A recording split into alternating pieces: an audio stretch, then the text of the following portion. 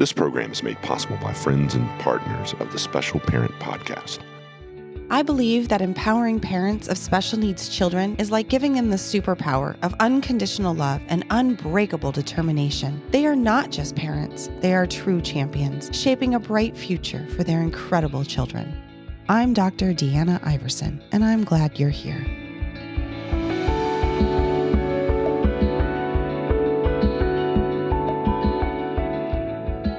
Hello, and welcome to the Special Parent Podcast with Dr. Deanna Iverson. Have you begun to notice that not all the doctors that you encounter are right for your child?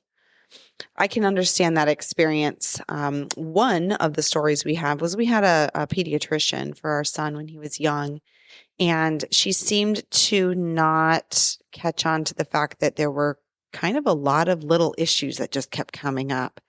And when I would bring her to stuff, she would a lot of times just say, it's okay. Everyone develops at their own pace. And she's right. Everyone does develop at their own pace. But I noticed right away that this doctor wasn't really the right doctor for my child or even for me.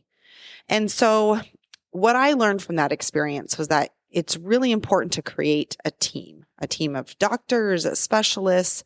But that team even includes the schedulers and the nurses, et cetera, because those that whole group of people, they're all going to be together to work for you and your child. So I want to talk to you a little bit about how that worked for me, how I developed that team, because the team of doctors that I work with, I consider to be one of my personal relationships.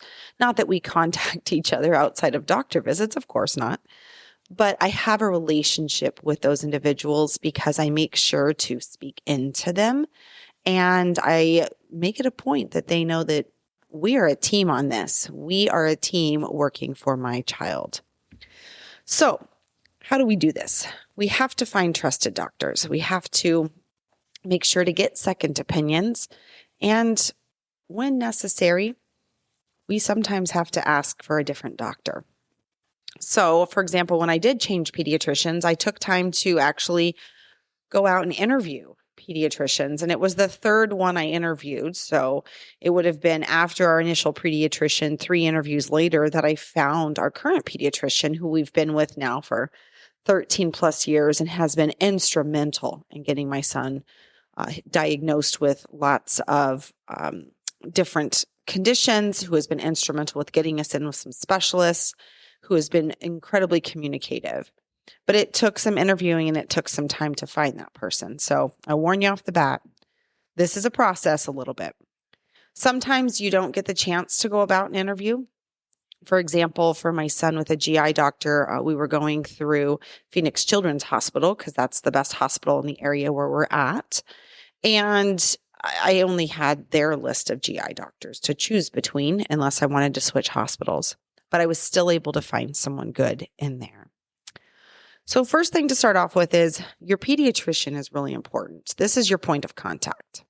One of the most important people on your team, because your pediatrician, especially due to insurance needs, is going to be the one to refer out, is going to be the one sometimes who's writing letters. That letter could go to the school. That letter could be going to your insurance company. That letter could be going to a specialist justifying the need to see that specialist, et cetera. So having a pediatrician that you can trust, having a pediatrician that also trusts you as a parent, that's really important. So take time to interview those. And if you don't feel you're right with one, before you're ready to actually move, find the next one that you want to move on to, so that way you don't feel like you're scrambling if something important happens. Specialists are another area. So unless they're a specialist in your child's disability or your child's unique and rare disease, they're a specialist in their area. So for example, GI is a specialist in the gastrointestinal system. And they're really great for 90% of the people that have those problems. But if your child has a rare disorder or your child has something specific related to their disability that may be linked to this GI issue, the GI doctor needs to sometimes be brought in as a team member. And sometimes, I think we all know this, we don't want to say it out loud all the times because we love our doctors, but they can sometimes get a little bit of a big head. So give them credit and appreciation for their specialty. But remember, you're the expert on your child and they're the expert in their field. So we have to work together to get what is best for our children in this area.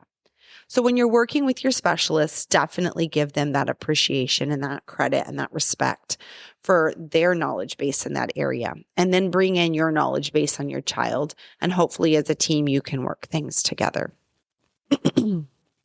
Remember, not everyone's going to fit in your village of teamwork. So when you're doing that, especially when you're dealing with rare disorders, when you're working with doctors, take time to just talk to them kind of on that personal level. Some doctors are not really good at getting on that personal level. For example, we saw an orthopedic surgeon for our son. It was a really quick appointment. There were 3 trainees in the room, med students or students that had just, had passed certain phases, et cetera, but they weren't exactly the doctor on call yet signing the paperwork. And he was like, nope, this is what the x-ray shows. This is what it is. Here's the paperwork that says what it is. And I said, well, my son has this rare genetic disorder, and I think that might be related to this. Nope, seen this in lots of kids. Here's what you need to do. Let me know if you have any questions. And that was it. And I was stunned because this isn't my first rodeo with doctors, and yet I was not as prepared for that one as I thought I needed to be. And afterward, hindsight, I was like, holy cow, I didn't have my questions prepared. I wasn't ready to go. I really wasn't a good team member in that one. And neither was the orthopedic surgeon. So a week later, we had an appointment with our geneticist, and I brought this up. She pulls up the paper, and she pulls up the paper being the doctor's notes, and then she pulls up the x-ray, and she goes, she's not the orthopedic surgeon, she's a geneticist. She goes, no, because your son's rare genetic disorder affects bone, we need to look at this differently. So it's okay to get a second opinion. It's okay to mention something that might appear to be a specialty in one area to other doctors too, because your child's unique case might be something that a different doctor picks up on. And so she referred us to a different specialist, and lo and behold, it's getting treated in a very different way. So while we all may be, I love this analogy that I got, we might be paddling up the same river, but we may not be in the same boat or paddling with the same equipment. But this can be a good thing. So remember, being successful means working together with that team of doctors. And I'm going to have some resources on my webpage, the specialparent.org. And if you go to that, you will see that there are resources that talk a little bit about doctors and how to find them, etc. So let's talk a little bit about some tips and tricks. Let each doctor know that you want to be on a team with them. Let them know that you are just interested in finding the best care for your child and that you completely appreciate and respect their expertise. You need their knowledge and expertise. You also need them to respect your knowledge and expertise on your child, your daily experiences with your child, because those daily experiences a lot of times can tell you way more than any 20-minute doctor visit can get down to. Let's admit it, mamas and dads out there. We don't always remember those details until we're driving away from the doctor's office and go, oh, I forgot to tell them about. So your daily experiences are important. Also, contact information. Once you're established with a doctor, make sure you have a way to contact them back and forth, because sometimes it is that drive away or that next day or that tantrum meltdown that you think, oh my gosh, I think that was related to a food he ate. Maybe we do need to test for a food allergy. That you can just send a quick note. You don't have to wait for the next 6-month visit down the road. You can send a quick note. So make sure you get that contact information for how do you communicate with the doctor between doctor visits. Another thing, especially with new doctors, don't trust all doctors to read your child's medical history. I know we would love it if that was the case.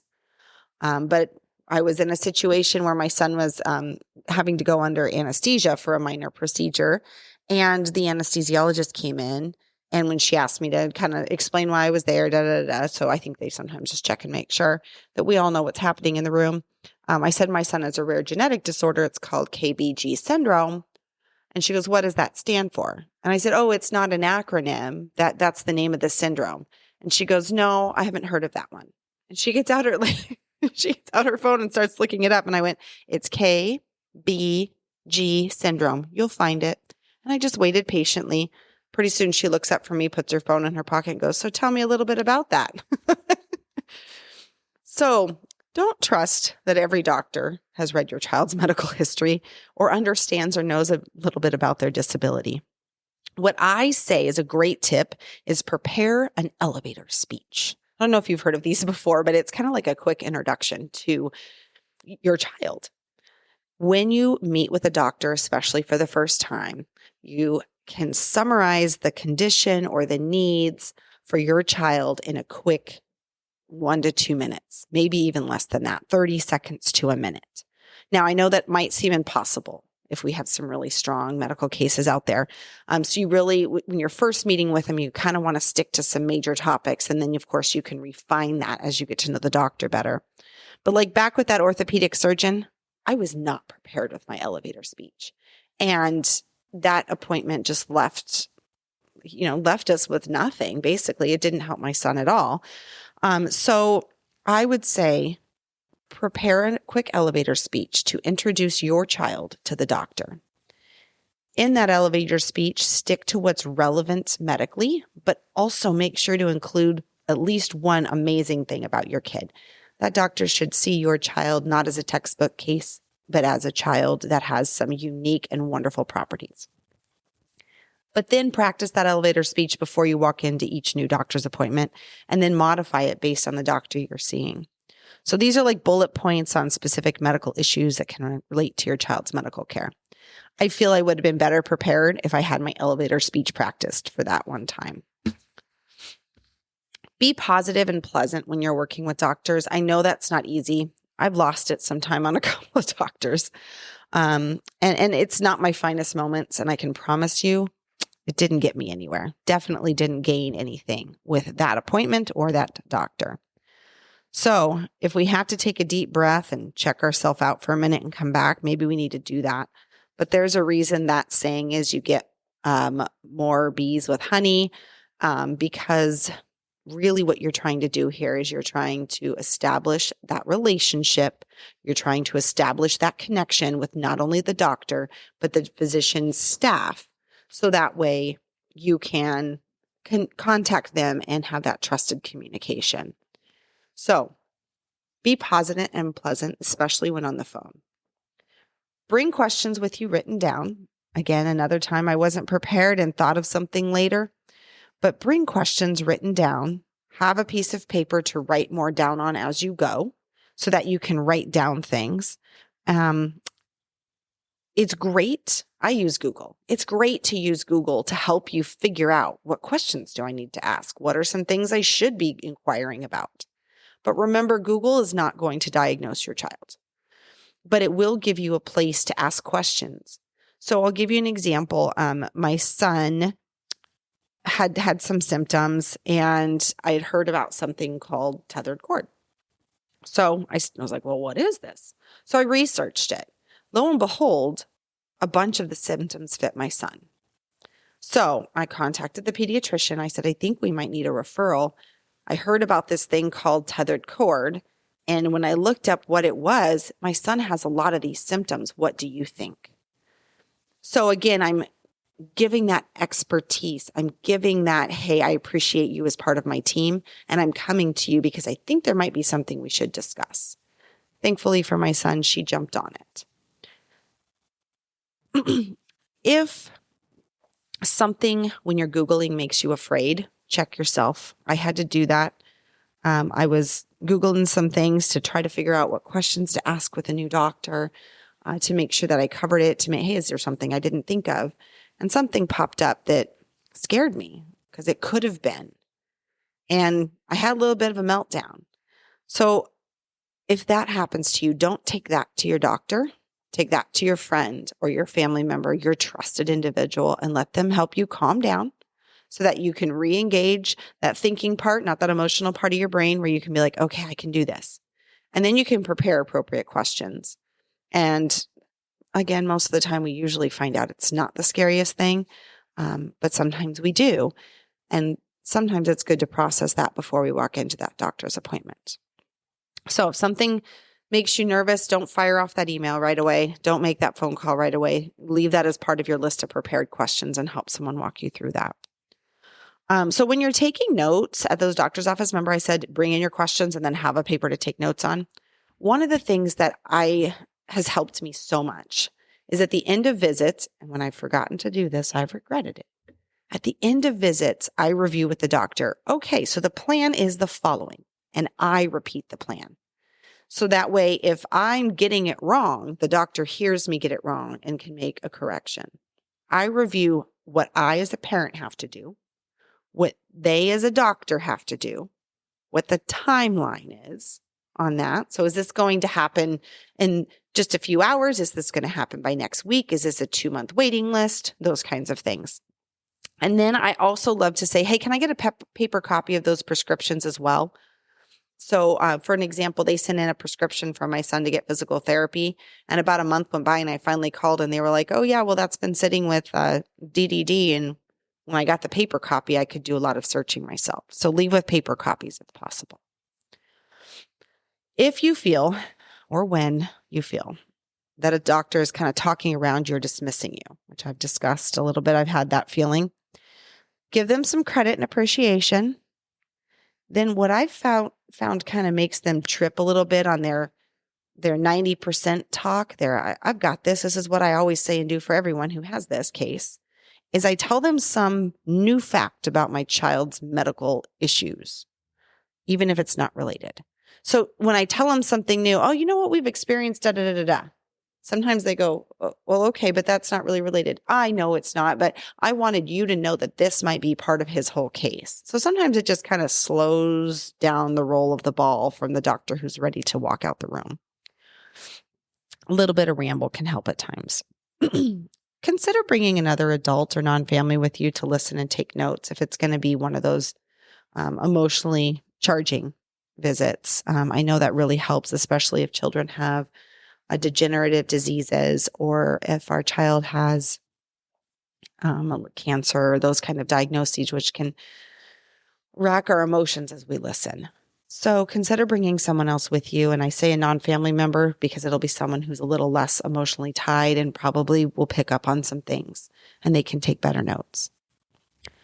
Make sure you check out those medical records. So after you take all your notes and you confirm them, then the other thing you can do is you can get in contact with the doctor afterwards to make sure you have that contact information, but then pull the records from the appointment.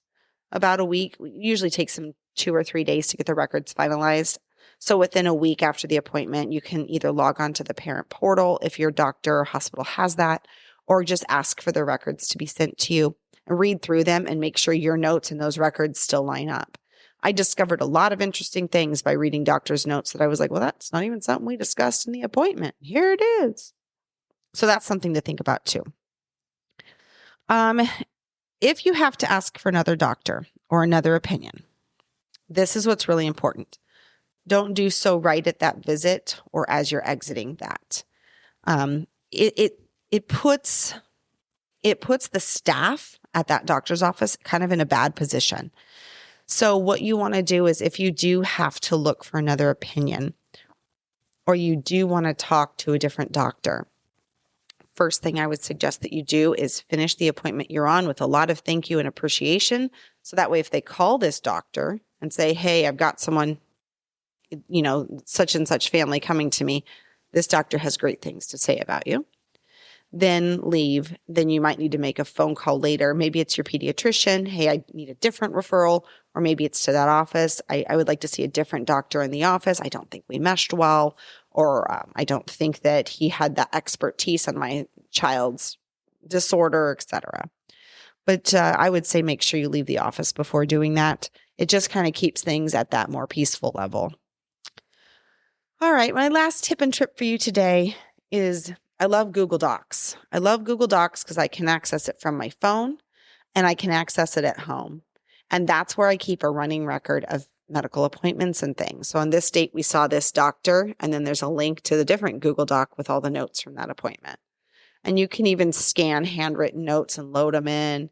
So I recommend that. So that way, if you're seeing a doctor and something triggers, oh, wait, but last year I saw a doctor and they mentioned that same condition or that same possibility. Let me go look up those notes real quick. You have them right there at your hand. So that's my last tip for you. Google Docs can be a really great friend. Or I'm sure there's other apps out there that are similar. That's just the one that I use. So again, if you've started to notice that not all doctors are right for you and your child, here are some things that I have done. And I hope that you find them helpful today. Because as we know, this is special needs parenting and this is love. Thank you so much for joining me today. And I look forward to talking to you soon.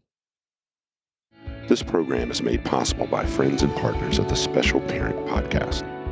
For more information and to join our mailing list, visit specialparent.org.